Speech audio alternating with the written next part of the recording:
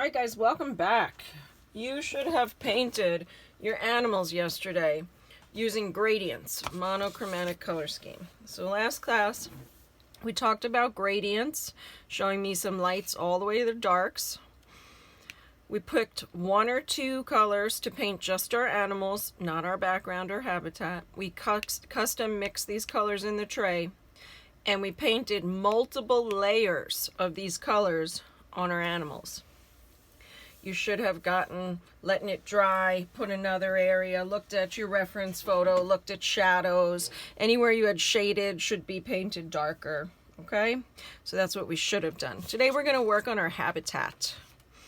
What color am I gonna paint my habitat? That's a great question. Well, my manatees are violet and red violet. The mommy is that color, the baby's that color. So I think for maximum impact, you may want to consider using complementary colors. Complementary colors are the opposite on the wheel.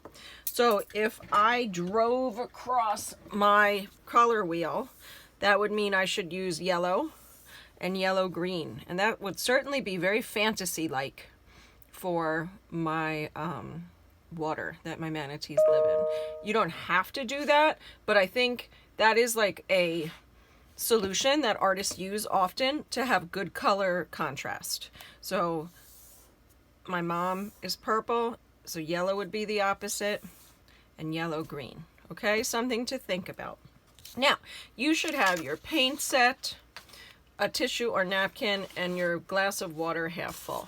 So here are my manatees. I have painted them with my dominant colors, and then I've gone back in and added more layers. I've let it dry and I've added more layers. And you can see I've done my first layer of yellow-green. I mixed up my yellow-green in the palette, and I did my first layer where everything was shaded darker and where the shadows were. So now I'm going to go in with a second layer. The great thing about watercolors is when you mix up those custom colors in your tray and they dry out overnight because you leave your thing open, I'm just going to go get some more water and I can activate that color without having to mix it again, which is really great news, right? Because it's very hard when we're using acrylic paint to remix an exact color. But with watercolor, we just reactivate it and all of a sudden we're back in business. Okay, so the one thing I am going to do though is now I'm going to add a little bit more yellow to this to kind of differentiate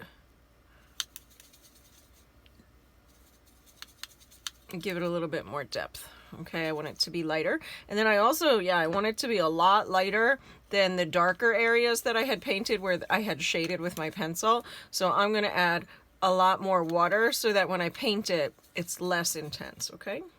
So then I'm going to go in and I'm just going to I can paint over it, but for me, I'm just going to play it safe and paint pretty much around it.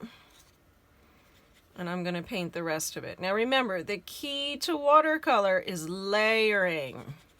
I have to put some color in and then I'll come back in an hour or two after this is dry and I'll put another layer. My first layer was very dark. I did all my shaded areas with a paint that had less water in it and was more paint and less water. We call that opacity. So then I'm going to come in and paint more. I would like to see at least two different values of that color. So this would be like my dark value and this would be my lighter value. Now, I want you to think about how does your animal interact with your environment. My manatee are underwater. So in the reference photos, there was a shadow underneath the manatee. You can see I've painted it here. You have to look at, is the sun hitting your animal? Is there a shadow underneath? And you're going to want to put that in just like you would. Right now, as you're painting, my computer is open and I'm looking at my reference picture. I'm always looking at my reference picture, okay?